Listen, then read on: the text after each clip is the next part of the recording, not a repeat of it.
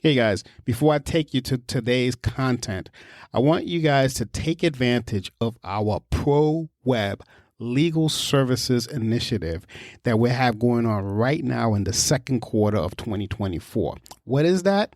Well, it's a website that you get 100% full blown website with 1 year maintenance, comes with SSL certificate, hosting, etc., all for 50% less than the normal cost. This this offer used to be $4,500.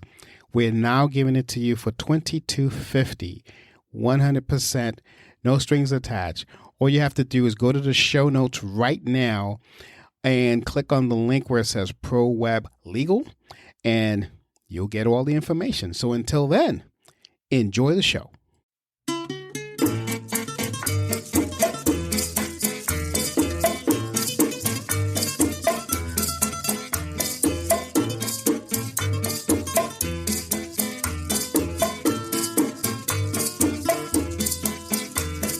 Hello and welcome to Marketing Solutions for Local Law Firms, the podcast that provides you with all the latest digital marketing tools, tips, and strategies you will need to implement in order to stay ahead of your competition. If you are looking to substantially increase your caseload in the next 6 months, this is the podcast for you. And now, here's the host of our show, the local business guy himself, Frank Deming. Hello, everyone. This is Frank Deming, the local business guy. Welcome to another episode of Marketing Solutions for Local Law Firms. Happy Wednesday. Happy hump day, everyone. I hope you guys are having a rockin' week thus far. Today, we're going to be talking about one of my favorite topics, and that's paid ads. I know SEO is fun, and we've had a couple of episodes on SEO, but paid ads is where it's at. You know why? Because that's when you really start getting the ball rolling when it comes to lead generation. And you know what's better news that I have for you? I'm not going to be talking about paid ads myself. I have another expert, super duper guy. I can't wait to introduce you to him. His name is the great Avi Kumar. How's it going, Avi? Going great, Frank. Frank, very well put. If you're doing SEO, you are kind of still pursuing a hobby. You got to get to paid ads for real business. You got to get there. Amen to that, man. So Avi, I have a lot of stuff prepared for this interview. I'm really excited about it because another person that's a man on the after my own heart here. But before we get to any of that stuff, who are you and what do you do? All right. So I like to think I'm a digital marketer. I've been doing this for 16 years. My background is engineering and hardcore engineering and doing microprocessor design and all. And so kind of new to the marketing world, but 16 years I think is long enough. And my way of looking at marketing is that don't follow any advice blindly. Be a little bit irreverent and actually experiment and test. So kind of a little bit of a scientific approach. Like just don't, if you get an idea from somebody, go and test it. Because there are a lot of ideas, a lot of things, and pragmatically, things change very quickly. What works yesterday will not work today, so you got to test it. So I'm a marketer who likes to test everything backwards and forwards, and that's where the Google Ads is the area where testing is easier. You can actually measure the numbers, you can see things. So really love that. Yeah. I'm glad that you've been in the marketing game for 16 years. I've been in about the same time. I started my business in 07. So about the same time. Out of curiosity, what do you think of all the changes? Let's talk about Google for now. We'll get into Facebook later or Meta, however they call it these days. But anyway, out of curiosity, what do you feel about all the changes that the Google platform has done throughout this time, throughout these 16 years? So I think the biggest change and direction where Google is going towards is giving less control to the users. And their intentions are not bad because they realize there is so much complexity in making things. So they're trying to use, deep learning, AI to automate as much as possible and taking the control away. Now, that really works well if you're a very large corporation. because you are doing so much, you're spending so much money, you want it all automated, you cannot go through detail. But smaller businesses, unfortunately, are not being served well by these hiding everything, right? As a small business, I mean, every lead counts. You're not talking about that, hey, clients we have, we get a call. We usually commit like, okay, you're going to get 10 to 15 leads. If they don't get 5 leads by a certain time, they'll call the agency. Say, I haven't got my 5 from, phones are not ringing. Yeah. Big business doesn't look at that way. And Google's systems are set up for very large businesses. So they're optimized for large businesses. So smaller businesses are unfortunately getting, short end of the stick, if you will, because they're hiding so much. They're keeping it all in the automated platform. I think that's the biggest change which has been happening in the Google ads world and Facebook too, to some extent, but much more in Google ads area. And so that makes it kind of a thing that you got to do everything you can to find out as much as you can, indirectly or directly, so you can optimize your ads. And for smaller businesses, it's become like keeps getting harder when they hide everything. I mean, they introduced Performance Max. It's, that's going to take care of everything. Initially, they subsidized it. It was really cheap. But after running it for a while, you realize, it doesn't work that well. Initially, because it was subsidized, you're getting so many junk leads also, it was okay. So, but now, it doesn't work for smaller businesses. So they keep going in that direction. Again, their intentions are they're optimizing their business, right? Yeah. And making it simpler, but it's getting harder for smaller businesses. It's so funny. You touched into that. I had a conversation with a client of mine, well, potential client, that he was running it himself because everything is kind of easy to do. But the thing he didn't realize, and I told him this, I said that when Google designed that for their benefit, not for yours. Yep. Absolutely. So if you don't know how to manipulate it so that you can get the best leads possible, then you're going to lose money. So the Google recommendations. I mean, you get 5 recommendations, and out of those, 3 are benefiting them. Only 2 will benefit. So you got to really know, this recommendation is like, increase the budget, go broad. All those are great for Google, but not necessarily for the business. Yeah, it's definitely not win-win. Awesome. I'm glad you said that because that's something that I preach a lot. So you mentioned Meta briefly. From a PPC perspective, and let's go with industry. We're talking mostly about lawyers in the show, but let's just go broad and go outside of the lawyers for a little bit too. In your expertise, would you select one platform for PPC over another, or it doesn't really matter? So does depend on industry. But let me do the legal one, and then I'll get to the home services one because they have differences. So Perfect. In legal, what we have found is that you got to do both. And especially when we are dealing with lawyers who are collecting clients for, big lawsuits for not necessarily the class action, but the same kind of a, tort, the tort law who practice that, they have to be on both Facebook and Google. Because if there is a medical malpractice, a famous doctor, and you want to go after them, you have to be on both. The big difference we noticed is in Google, you can kind of control the spam a little bit. On Facebook, there are much lesser controls on spam. But unfortunate thing is that, hey, you got to do it still because they do provide the leads coming in are still good. But if the spam starts coming, there is really not much you can do on Facebook lead form side. Google side, you can do a little bit more. You can detect IPs and other things and keep blocking them as you learn more and use tools. So both work and they work in conjunction. Usually in legal, we found that the split of the money we spend is like 30% or 30 to 40% on Meta and 60% on, and I'm talking about the large cases where the margins are high, returns are very high for lawyers, and 60% on Google. When it comes to more home service, other businesses, the challenge there is if you want really high volume, you have to go Google because these are urgency businesses, right? You got a plumbing problem, you got AC problem. Google search is the way to go for sure.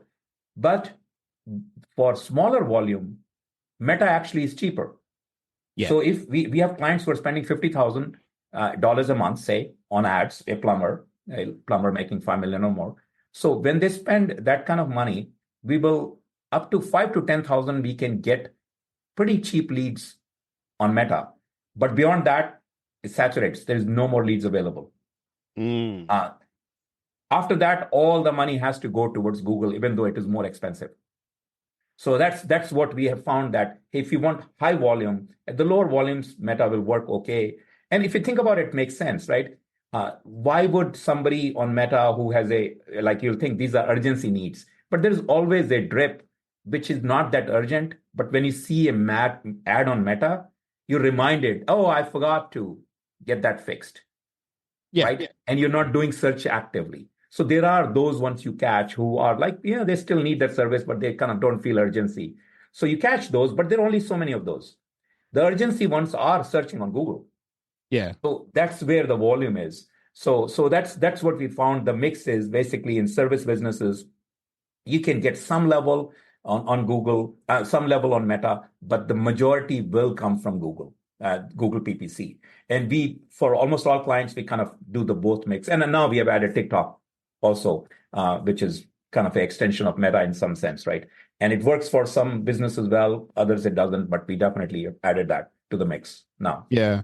I was going to ask you about TikTok. That was my next question. So you kind of stole that. So yeah, let's get into TikTok for a little bit. I mean, as of recording this, they've been talking about trying to ban it, but irrespective of that, how effective are the TikTok ads? I got to be really transparent with you here. I have not seen a great deal of success using it in terms of conversions. Yes. You get a lot of exposure and all that stuff, but I haven't seen anything. What's been your experience? So yes, we have seen some conversions, and some conversions have come. Attribution was kind of late, or a month later, but they told us, we saw you on TikTok, right? So that way we saw the attribution. So I think it is the spreading the word part. TikTok does really well. Mm-hmm. So if you're running ads everywhere else, and if you got a interesting video which you're pushing everywhere, then they might see you quite a lot on TikTok, but they might close from somewhere else. Right. So that's what is happening, because I think, especially now, they have introduced e-commerce. I think the trust level on TikTok has gone down, because the TikTok's e-commerce, whenever you order something, first, you don't know the reviews. It's not like Amazon, where you can go and figure out a little bit more about the product. Second, usually there is no idea when you're going to get it. I mean, many of the e-commerce things, and I'm one of the early adopters of everything. So, I mean, I'm one of those guys, if I don't receive something from Amazon every day, I feel something is wrong. So as a result, when TikTok showed up, I'm buying on TikTok too. Partially my justification, at least to my wife, is that, hey, I want to keep to know what's happening in the ads. That's why I'm doing it, right? But I noticed that their stuff comes like a month and a half later sometimes, right? If you enough of that experience, you start feeling, man, I saw that ad, I wanted it yesterday. And now so there is a little bit of a trust issue that TikTok will do anything for money when it comes to promoting. So I think that might, that also gets into even the service ads and all. People start thinking, oh, this is a TikTok ad. This is not a serious lawyer. Because there are people, by the way, our lawyers are not doing it on TikTok yet. But we have lawyers, actually. I've seen ads from lawyers, which I keep saving, lawyer talking. And that seems like on TikTok, when a lawyer ad is there, it seems like a fast talking, stick lawyer. So there's a little bit of a trust issue, possibly, So, but it is there, and we keep watching. Now, when it comes to service businesses, it can work a little bit better, because you can get funny with, pipe leaks and things like that. And people just like it because of that. And they might hire you because of that, because there it's the trust issue is a little bit lesser. It's more like exposure. Yeah. Right? Yeah. So that's where, but still, it's not like right now, I'm not recommending any of our clients to say, oh, you commit so much for TikTok. We tell them, we will experiment for you on TikTok. Let's give it some money and see where it goes. And if it works well, we will continue, otherwise stop. So we are not directly pushing on TikTok anyone. Yeah. So you don't use it as a lead in, right? You don't. Yeah. Me neither. I just started fooling around with it, and the conversions are just not there to justify. Yeah. Hopefully that will turn around if they don't get banned. Let's see what Yeah, happens. yeah, that's true. All right. So what, you know, for, let's say, a family law attorney comes to you and says, "Hey, Avi, I really, I want to get more exposure on my, my family law brand. Um, I have a, I don't know, $5,000 budget. What would you recommend them? Would you recommend them Meta? Would you recommend, Google Ads? Like, what's your tactic on that?" We'll be back after a quick break. Hey guys, I hope you guys are enjoying today's content. While I have you on here, I want to introduce you to a promo that we have going on for the spring of 2024 for all legal practices throughout the U.S. I have an outstanding offer that we've never been able to offer before, but we want to do it because you have been an avid listener. We're only promoting this to people who listen to the show. So if you're an attorney and you are an avid listener to the show and you're thinking about possibly opening your own practice, you want to pay attention to this announcement.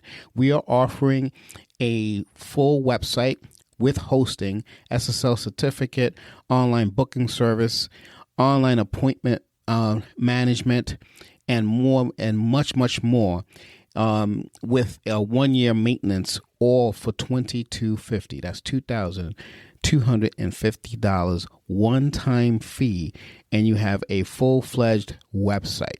If you want to know more about this, just give us a call at 888-416-7752 or send us an email at info@lbmsllc.com. Just make sure that you mentioned that you heard it on the show, and we'll definitely get you that discount. So with that, I'm going to bring you back to the content. I would, for a family law, I would recommend look at Meta a little bit more, because again, their urgency in the decision is not there in family law. So, because of course there could be a divorce law, which is urgency. So if you're doing that one, probably a Google search will work fine. But if it is these other aspects of family law, like planning, estate planning and all, usually people kind of put it off. So Meta is great for that aspect of, if that's what you're promoting, right?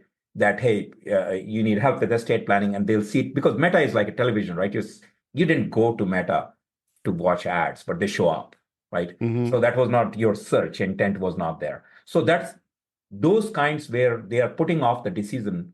I would go for Meta. There is other part which I would do Meta for. If the attorney is willing to do small snippets of free advice kind of videos, Mm-hmm. I would promote the heck out of those videos just for getting visibility. 100%. Because whatever is frequent is liked. You see some attorney talking all the time and they're giving away this free kind of a general advice, you will be liked. And then when you see the ad from them when you need, you'll pick that. Now, the problem here would be is most clients, they'll say, man, I cannot, attribution is not going to be direct. Mm-hmm. So they will say, so that's where I would say, you know what, let's take $1,000 of your $5,000 and use to promote just your small videos, micro videos, where you just say out things, you just simple advice. Don't do this versus this. If you have, and remaining 4,000 on regular ads, which can be tracked. And that 1,000 will actually augment your 4,000. Because it's, again, the attribution is going to be definitely hard for those micro videos, right? Yeah. But the attribution starts coming when they show up to the meeting and they say, hey, I saw your TikTok video. And they'll all actually searched and found you on Google or somewhere. But they say, in that TikTok video, you said that, I really like that. And then you know, or it need not be TikTok, it could be, it could be micro video on Instagram, for example. I saw that and, oh, really, really thought, I'll give you my own example for our business. And this is a client comes in and says, I own this very large plumbing business and we've been doing all this in-house. It's say over $8 million business. And I saw your video where you said, you were quoting some guy. Actually, I was quoting Drucker. Drucker says that every business has two purposes, innovation and marketing. There are only two things they should focus on: innovation and marketing. Do a better job at what you do, come up with better ways to do, and market. And what I was propagating is that, hey, a business should focus primarily for innovation and get the experts for marketing. Of course, it's a little bit self-serving, right? Because we are a marketing agency. But he remembered that. And he said, I realized that, man, yeah, I need to focus on my business. Yeah. You know, that, so people will, so then I realized, oh, he didn't come because of that video, but he had seen that and he came because of some other ad. He filled a form, right? Yeah. So that tells me, oh man, that immediately told me I need to do more of these videos, right? These guys kind of start liking you or liking the things you're telling you, and they start resonating with them. Educational. Yeah. All right. So we're talking about videos, but and we're talking about TikTok. Let's dive into the YouTube world, though. In terms of conversions, how how can you tell us about the conversions on YouTube? So we see YouTube as very similar to as Meta. So because again, you didn't go to YouTube to really, in YouTube, people do a little bit search, but generally you went to watch something and the ad popped up, right? So we place it in a very similar category as a Meta when it comes to ads. And again, we recommend the same strategy, a lot of micro videos and micro video ads on YouTube. Same thing on Meta. And again, like as I said, sometimes even with the same niche, and this I cannot explain why, it could be legal niche, and that lawyer will work really well on YouTube and not work well on Meta, while other lawyer works better on Meta. So this could be just the personality match or the ads, the way they're doing. So we always say, hey, let's give it a try. Right? So you cannot know in advance that you will definitely work on this platform versus the other. I have not broken that code yet, that why one works better on the other. But to me, it's like, hey, it's a similar kind of platforms. Let's go and do it. Spend a little money and see how are the views like, how are the response like, and then you do. Now, the one advantage I think Meta does have better is the audience building after video watching is more accurate on Meta side because it's their platform. They knew who all watched the video. So if you want to make it a little funnel, they should have watched the video, then they should see the ad. Meta does work better, right? So that kind of a customer audience on Google side is not, at least our experiences, does not work that great because the ecosystem is still open. Here it's a closed ecosystem, so they know exactly who to show the ad for next. Yeah, I've seen the same thing. So yeah, I'm glad we're definitely in agreement with that. I also want to talk a little bit about something that I very rarely talk about in the show. And I don't know if you dab into it, but we're talking about ads. So let's dive into LinkedIn ads. Do you toy around with that at all? Very little. We keep hoping and keep trying that they will work, and then we back off. KUWARE, for a long time, we had a whole LinkedIn prospecting business called Profile Magnet. In fact, if you search LinkedIn prospecting tools, we still rank, I think, like second or third for that.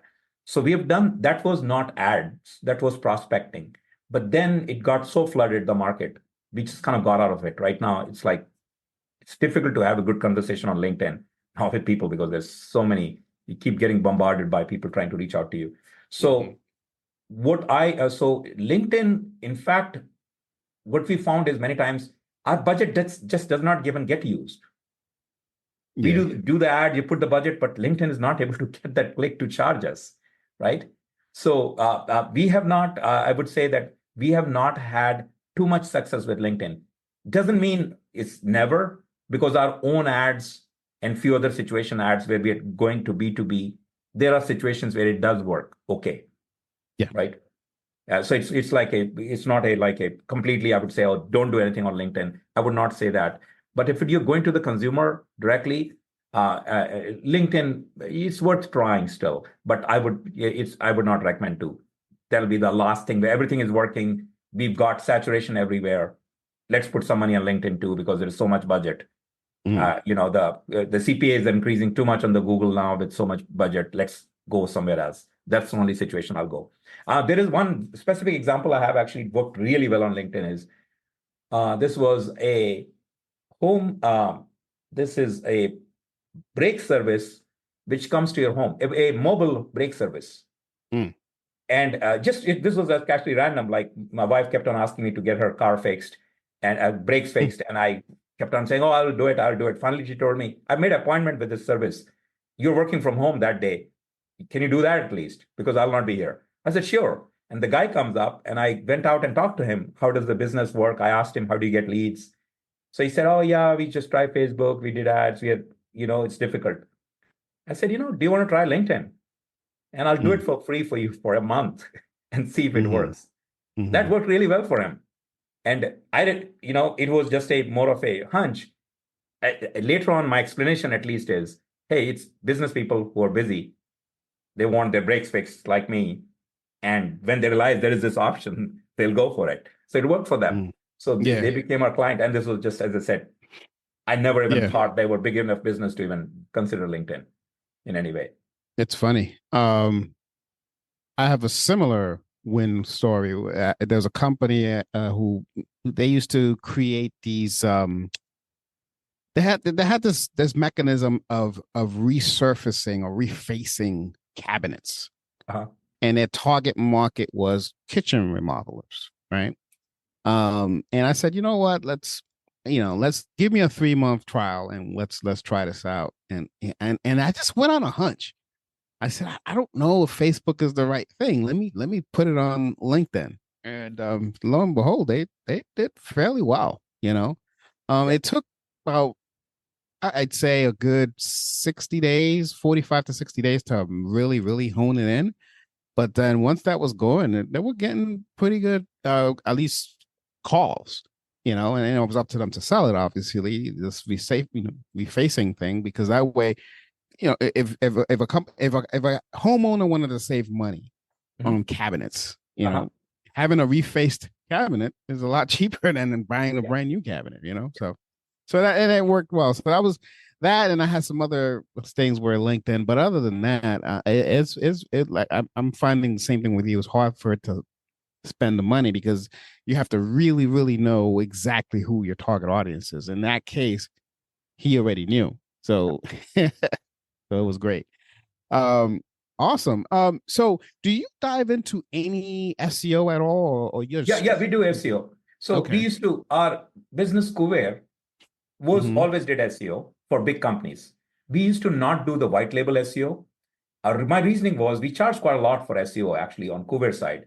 And I didn't know how to convert it to a white label service. I said, man, white label service means, because it's agencies are the customers now. So they need to be at a price point they can make money. So we even started doing that. But now the SEO, what we have done is we have narrowed it down to say local SEO only. So we'll do only for local businesses, right? Which, I mean, definitely resonates very well with your audience, right? So we don't do the big SEO because local SEO has few things. I mean, it has some, of course, it's SEO. So they're common things for sure. But there are certain aspects which are so specific, and lot of competition doesn't do the basics. So it's kind of easy to get the initial wins. Now, if you're in a market, if there is somebody with deep pockets and they're really going after it, it'll get harder to really reach on the top. But initially, if you're nowhere, to get up there is not hard because most local businesses just kind of ignore it completely, right? And it's expensive to do the whole thing. Like doing 4 blogs a month is too much, right? And it's for money wise, they cannot afford it. So what we found is that, hey, you don't have to do that much. And even Google, I think this is, again, Google, we are all guessing, but at least the articles talk about is that when a local small business tries to do too many articles, they don't trust that business. They kind of feel like, how could they even be doing it? Like, why is somebody publishing so many articles and backlinks? So they don't want too much coming out from a small business. It should be more. So what we do is we will do the articles and all, which are relevant, but it's not like, oh, we are just a production house, which is continuously producing 7, 8 articles and backlinks. So that seems to work well. Right. And the cost can be kept reasonable because, again, it's basically for a local business, they want leads. They want justification. And 100%. SEO always says, 3 to 6 months before we'll see anything, right? So it's hard for them. But if you bring them at a lower price point and say, let's do this, it will truly help. And then we do. Another thing we do with local SEO is we do not track, we track internally all the clicks and all those things, but we only track actual conversions from SEO. we present only to the client actual leads which converted. And if that grows, even if it is like 1 or 2 per month kind of a thing, they see usually it'll go by three, four more leads from local. Then they are willing to spend the money. So we give them only one metric, that actual converted business because of SEO. Because of SEO, yeah. Yeah, and which does mean that we kind of make even all the call tracking, etc., even on their local numbers, even their main GMB, everything is tracked, goes through a recording. So we can really get the attribution right, that how did they come, right? Yeah, it's very important, yeah. Yeah. But out of curiosity, just so that the audience at least made aware, when you say local SEO, what's the difference between local SEO and traditional SEO? So the traditional SEO is where you are trying to rank nationally. Correct. Right? Or internationally, depending on the type of business, but nationally is more common. That does require your link backs need to be from such higher authority, national authority. When you're a local, you don't need that, because you're really, if you're for, say, market in Houston, Texas, I'm in Austin, say, Austin, Texas. If you want to rank in Austin, Texas, if somebody else has similar articles in Houston, etc., it's okay. Related to that, you can have the similar content and still rank in Austin, right? Right. So that's where you don't have to worry about that. Hey, is your article or your content good enough national level? And the link backs which you're getting are from national authority versus getting a local business links are fine, right? Yep. So that's one. And of course, the other one, GMB and all the traditional local things. Citation is more important for local business than the bigger business, right? Even though citations are becoming less and less important from Google's point of view, but they still matter, right? So I've noticed that it has become less and less important over the years. And they right now, the NAP, we used to say that, hey, NAP needs to be consistent completely. It's not that important. It's consistent. It needs to exist. And Google is smart enough now through their computing engine to recognize this is the same business. Even if some places the address is different. It used to be like, if it doesn't match exactly, then you're penalized. That's getting less and less of a problem now. You know? Yeah, and I'm glad too. Yeah, that was a pain, right? That was a pain. Yeah. I mean, if it was off, if this one said it was second floor, and then this other one said it was, it was just the address. Yeah. Oh, it's a mismatch. Really? Yes. Yeah. And and some addresses are such too, right? If they were not using the standard U.S. Postal Service address. Yeah. That was a problem. Yeah, right. It was weird. All right. This has been really, really great. I like to interview folks like yourself because, rather than my audience always listening to me say stuff about PPC and all that, I like them other, to get another perspective, and we're on the same page when it comes to this stuff. Now you said you've been doing it for 16 years. What's your target audience? So our target audience is right now, we have honed in last few years, is local businesses is what we serve through KUWARE, and agencies who serve local businesses serve them through Invisible PPC. So Invisible PPC is for agencies who do white label. And initially, when we got into this, we thought, oh, this is a conflict, kind of in some ways. Then we realized, no, actually, it augments that for. So when I talk to Invisible PPC customers, our account managers are even able to give them advice about their business because we know how to run the business on the other side. So we tell them, this is what is working for us leads. So we even tell them that how we get plumbing leads. So if it's a plumbing agency, we'll tell them, oh, we do plumbing too on the KUWARE side. This is what is working for us. You should try this, right? So we'll give them the advice, but while do white label for them. And the white label business, the way it works is if you grow large enough, then obviously you start taking it in-house, which is fine with us. But when you're starting out, you have lesser. But that being said, there are some clients who have 50, 60 accounts and they prefer just white label it.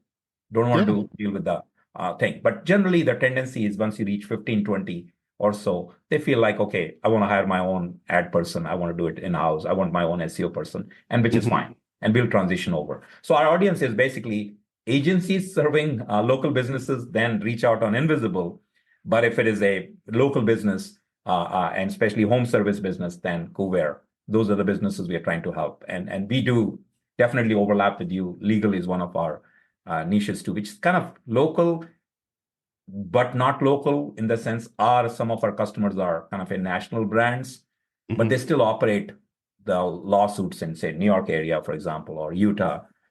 So when they do that, they still are kind of trying to get the local audience, but they're national brands a little bit, some of them. Awesome. So, I would love for the audience to connect with you. What's the website that they can check out your services? You have two of them, so let's. Yeah, it's just KUWARE.com, KUWARE.com for, if you're a end customer, any home service business or any local businesses.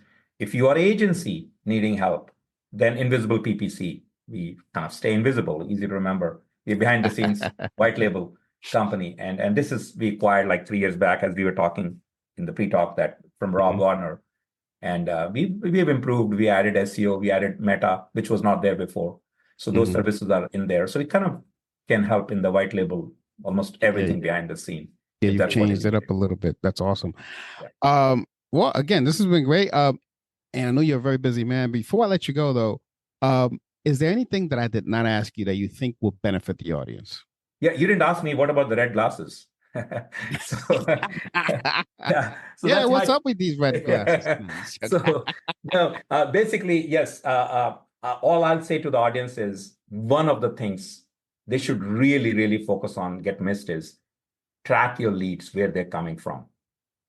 That's one thing. Even if you don't hire a marketing agency, just try to track where they're coming from. What is the source? What is converting? What is not? That's the common mistake a lot of small businesses are doing. They just kind of don't do enough there, because that tells you where should you spend your energy in, whether you will do it yourself or hire somebody. So that's something gets missed. And the red glasses is just a kind of a trademark thing. I figured people will remember me better. Brown skin and red glasses, it's Avi. Okay, that's it. It's Avi. Yeah. So that advice you gave, I love it, because it's basically what you're saying. What he's saying, guys, is do not throw spaghetti in the wall and see if it sticks. So with that, I am going to put an end to this episode. Thanks, Avi, for coming. Thanks for your knowledge. Thanks for imparting the knowledge onto my audience. I'm sure they got a lot out of it. So I'm going to put an end to this episode. This has been Frank Deming, the local business guy, and you've just been blessed by the great Avi Kumar. Until next week, everyone, take care and bye for now. Thanks for listening to another episode of Marketing Solutions for Local Law Firms, the podcast that provides you with all the latest digital marketing tools, tips, and strategies you will need to implement in order to stay ahead of your competition. If you would like to know more about the topic we discussed on the show today, reach out to Frank and his team at 888-416-7752 and schedule a discovery call with one of the marketing consultants. If you'd like to be a guest on our show, send an email to podcast@lbmsllc.com and we will put you on the schedule. With that being said, until next week, make it a successful digital marketing day. Peace out.